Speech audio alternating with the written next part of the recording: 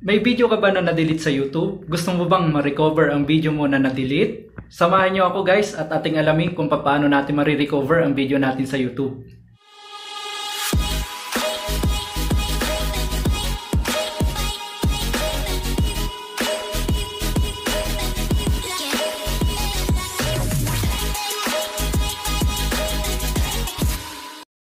Hello guys! Welcome back to my channel. At today tatalakayin natin kung paano natin ma-recover yung mga deleted videos natin sa YouTube. Itong nakaraang linggo kasi naglinis ako ng channel ko and accidentally nabura ko yung isang tutorial video ko. So gusto kong maibalik ito kaya gumawa ako ng paraan, nag-research ako kung paano natin ma-recover yung ating deleted videos. Kaya ngayon ituturo ko sa inyo kung paano ko naka-recover yung deleted videos ko na yun. Medyo complicated nga lang kung paano natin ma-recover kaya nga ito ginawa ko tong content na itong sit down tutorial para mas maintindihan nyo at mas maipaliwanag ko sa inyo. At bago tayo magsimula, make sure na alam natin yung channel URL natin at saka kakailanganin din natin yung video URL nung nabura nating videos.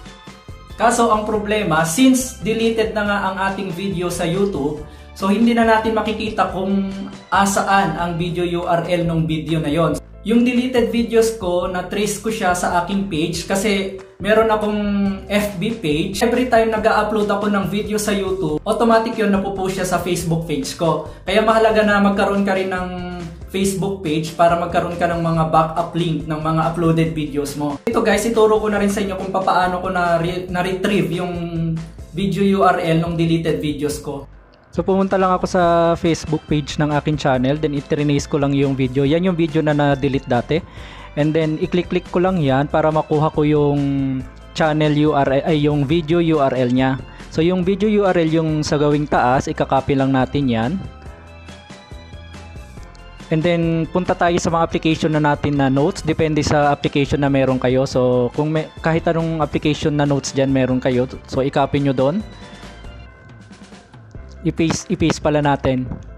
Yan, i-paste nyo dyan. And then lagyan nyo ng video URL para mas madali mong malaman na yan yung video URL. Kasi ipipaste din natin mamaya yung channel URL dyan.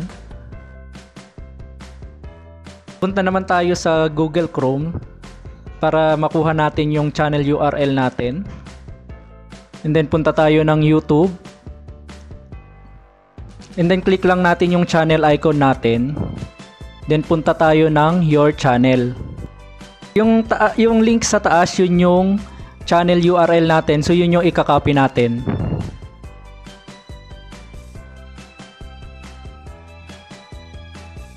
And then punta ulit kayo sa notes, i-paste nyo doon yung channel URL nyo.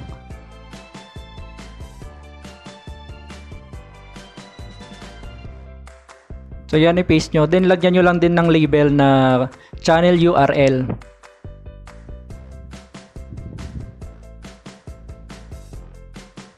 Yan yung gagamitin natin mamaya pag nag-fill out tayo ng form na isi-send sa atin ng YouTube.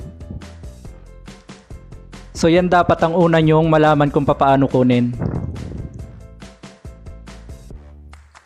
So start na tayo guys. Punta lang tayo sa ating YouTube Google Chrome. So kapag nandun na kayo sa homepage ng YouTube nyo, click nyo lang yung channel icon nyo sa gawing kanan. Tapos pindutin nyo yung help. Then click nyo itong need more help. Then click din natin itong get creator support. Then go to channel and video features. And dito makikita nyo yung email sa gawing baba. Itong box. So yun yung i-click natin dahil mag-i-email tayo sa kanila, magre-request tayo. So ito yung lalabas, mag-fill out tayo dito, yung first name, last name, channel URL, kaya sinabi ko kanina na kailangan natin ang channel URL.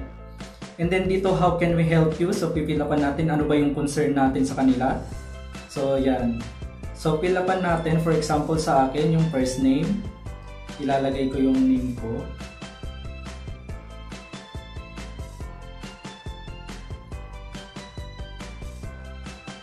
And then my last name.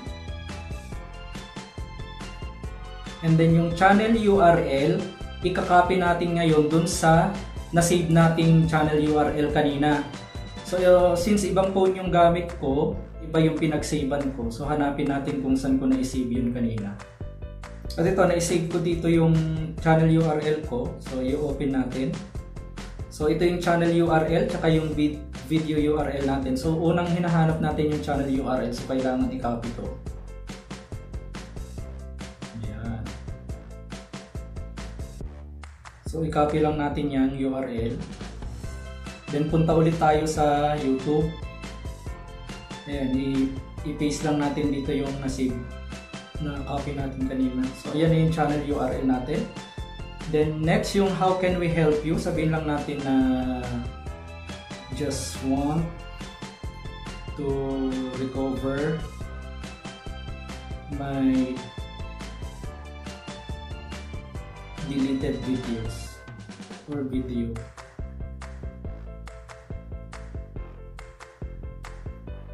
Kung alam natin yung date na in-upload natin siya, mas better para mas mabilis nilang i-track. Which uploaded on May 26, 2020. Yan yung date na in-upload ko kasi yung nabura kong video. So mas malaking tulong yun kung alam nyo para mas mabilis nilang matrace. Then proceed tayo sa next is your issue about a specific video. Then choose natin yung yes. Tapos ito video ID. So kailangan niya balik na naman tayo doon sa pinag-savean natin kanina nung video URL. So ang hinahanap lang nila is ID. So ang kukunin lang natin yung 2, 4, 6, 8, 10, 11. Last 11 digits lang. Kasi yun yung ayan. Ito yung video ID. Itong nakasave sa atin is video URL. So iba yung video URL sa video ID. So ito yung video ID, 11 lang siya, letters and numbers. So ito lang yung i-copy natin. So copy. Then balik ulit tayo doon sa Chrome. And then i-paste natin dito sa video ID box. So ayan, the 11 characters following yung mga sign na yan in your video URL. So proceed na tayo sa next.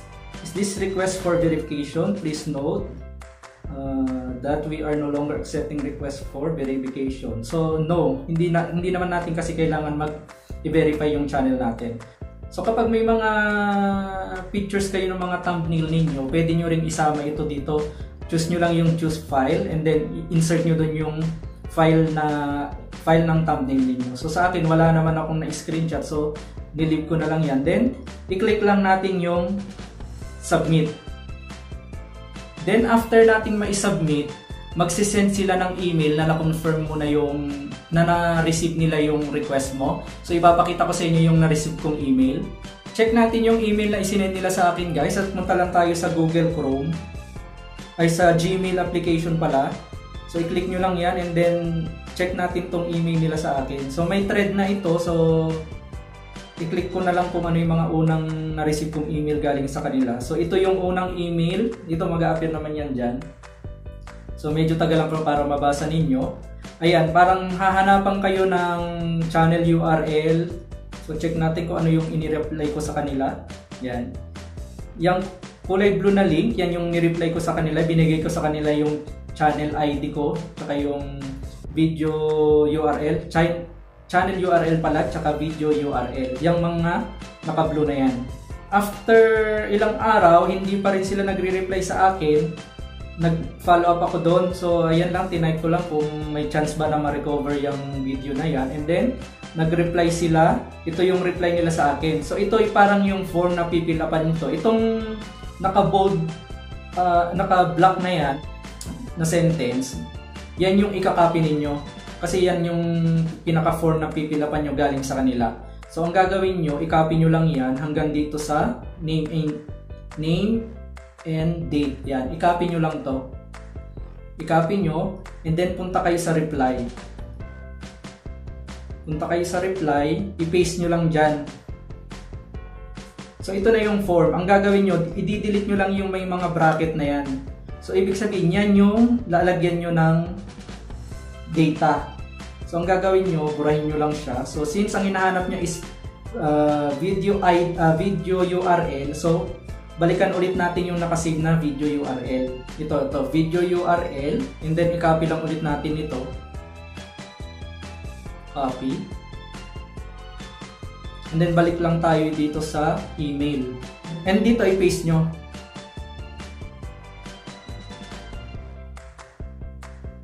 So ito na, link to specific video. Ito na yung video URL. So yan yung iti-trace nila.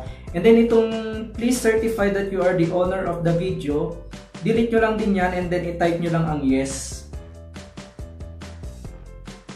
Type nyo ang yes. And then the same here. Change lang natin ng yes. Yan. And then itong name and date, delete din natin. So lagay nyo yung your name.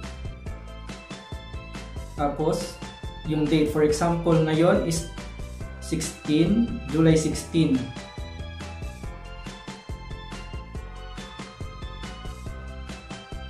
Ayan. So ito yung i-reply nyo sa kanila, i-send nyo. Then after nito, makaka-receive ulit kayo ng email galing sa kanila. Magre-reply yung mga yan. So hintayin nyo lang. Sa akin yata inabot lang din ng isang araw. And then after nyan, ito yung i-reply nila sa inyo.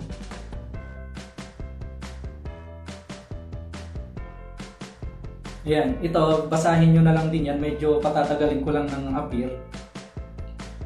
Ayan, so ibig sabihin na ibalik na nila yung deleted videos nyo.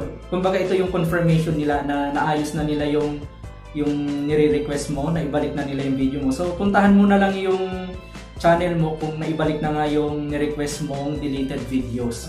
Sana masundan nyo itong tutorial na ito. Actually madali lang siya, complicated nga lang kung paano mo i-apply yung pag-fill up mo ng mga form na ibibigay nila sa inyo.